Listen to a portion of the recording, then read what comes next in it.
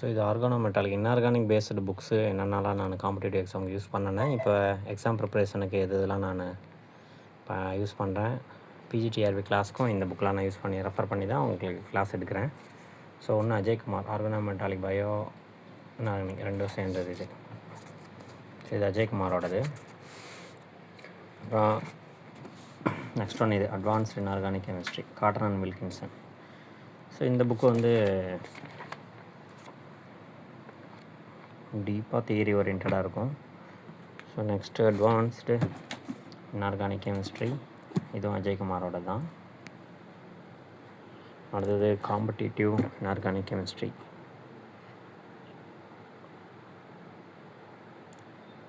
Professor M Senthilkumar, doctor P Manishankar.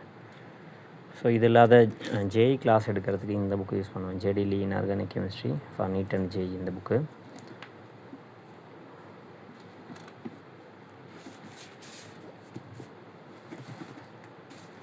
Next நம்மளுக்கு GATE CSIR லெவலுக்கு வந்து மெய்ஸ்லார் தார் புக்கு சூப்பராக இருக்கும்.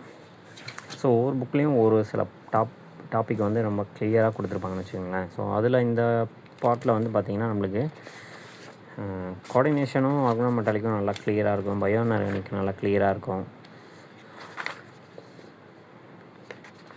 மெயின் குரூப் எலிமெண்ட்ஸ் இதெல்லாம் கொஞ்சம் நல்லாயிருக்கும்னு வச்சுக்கோங்களேன். அதுக்கு தான் இந்த புக்கு யூஸ் பண்ணுறது. நெக்ஸ்ட்டு இந்த book Srivaran Atkins.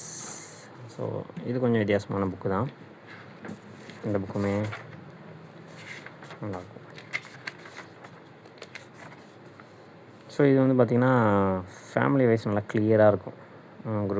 Group wise நல்லா டெப்த்தாக கொடுத்துருப்பாங்க. ஸோ டி பிளாக்கு இதில் கெட்டாலிசிஸ் கொஞ்சம் நல்லாயிருக்கும். அதனால் இந்த புக்கு வந்து கெட்டாலிசிஸ்க்கு நல்லா சூப்பராக இருக்கும்.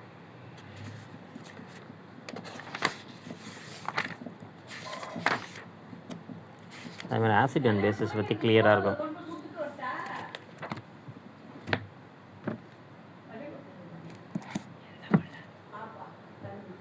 அடுத்தது J D Lee concise inorganic chemistry. So இந்த புக்கு கண்டிப்பாக எல்லாத்துக்கும் தெரியும்.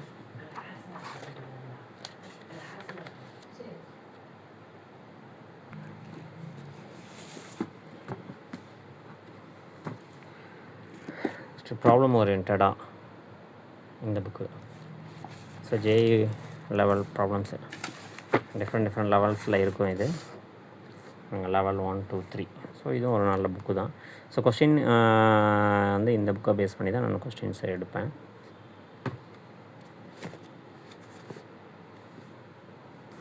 So next most important book Huheey. இந்த பழைய மாடல் நான் யூஸ் பண்ணிகிட்ருக்கேன். ஸோ அதே மாதிரி அதாவது 2 புக்கு இருக்குது ஜேடிலியில். அதாவது காம்படிட்டிவ் பாயிண்ட் ஆஃப் வியூவில் இது ஜேஇ மெயின் அண்ட் அட்வான்ஸ் இருக்குது. சுதர்ஷன் குணம், அதே சுதர்ஷன் குணம் வந்து பார்த்திங்கன்னா நீட்டுக்கும் எழுதியிருக்காரு. இந்த புக்கு அது கொஞ்சம் டிஃப்ரென்ஸ் வரும்னு வச்சுக்கோங்களேன். ஸோ இது ரெண்டுமே competitive point of J D Lee. But ஆனால் இது வந்து அவங்கக்கிட்ட ப்ராப்பரான பர்மிஷன் வாங்கிட்டு இவர் எழுதியிருக்காரு. அடுத்து கோஆர்டினேஷனுக்குன்னு தனியாக அஜய்குமாரோட புக்கு. அந்த இன்ஆர்கானிக் கெமிஸ்ட்ரி டக்ளஸ். ஸோ இதில் என்னெல்லாம் இருக்குன்னா பாருங்கள், ரியாக்ஷன் மெக்கானிசம் கொஞ்சம் நல்லா கிளியராக இருக்கும். ஸோ ஆர்கானோமெட்டாலிக்கு அப்புறம் ரியாக்ஷன் மெக்கானிசம். ஸோ அதுக்காகவே இந்த புக்கை யூஸ் பண்ணுறதுன்னு வச்சுக்கோங்களேன். அதனால் இன்ஆர்கானிக் ஸ்பெக்ட்ரோஸ்கோப்பி கொஞ்சம் கிளியராக இருக்கும். அதில் இந்த மாதிரி ஆக்சிடேஷன் ரிடக்ஷன் ரியாக்ஷன். ஸோ இது ரியாக்ஷன் ஓரியன்டட். ஸோ அதனால தான் இந்த புக்கை நம்ம யூஸ் பண்ணுறது. ஸோ நெக்ஸ்ட் மோஸ்ட் இம்பார்ட்டன்ட் புக்குன்னு பார்த்திங்கன்னா நம்மளுக்கு ஆர்கானோமெட்டாலிக் பார்ட் 3. ஸோ இது கொஞ்சம் காஸ்ட்லியாக இருந்ததுனால வாங்கலை, நான் பிரிண்ட் போட்டேன். So foreign author book. So next inorganic Bible அப்படிங்கிற சொல்கிற புக்கு. இந்த புக்கு ரொம்ப காஸ்ட்லி, வாங்க முடியல, அதனால் பிரிண்ட் போட்டாச்சு.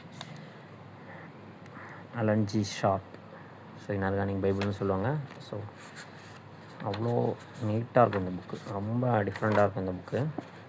ஸோ 2ஆக பிரித்து நான் இந்த புக்கை வந்து ஒரே வால்யூமாக, ரொம்ப மொத்தமாக இருக்கும். ஸோ அதனால் ஒரே வால்யூமாக போடாத 2 வால்யூமாக பிரித்து போட்டிருக்கேன். ஸோ இந்த புக்குமே வந்து பார்த்திங்கன்னா ஆர்கனோமெட்டாலிக்லாம் கிளியராக இருக்கும். ஸோ இதெல்லாம் தான் இன்ஆர்கானிக் பாயிண்ட் ஆஃப் வியூவில் புக்ஸு. ஸோ நெக்ஸ்ட் வீடியோவில் ஆர்கானிக்கு, அதுக்கு அடுத்தது ஃபிசிக்கல் கெமிஸ்ட்ரி, அப்புறம் ஸ்பெஷலைஸ்டு புக்ஸு ஒவ்வொரு வீடியோவாக நான் அப்லோட் பண்ணுறேன்.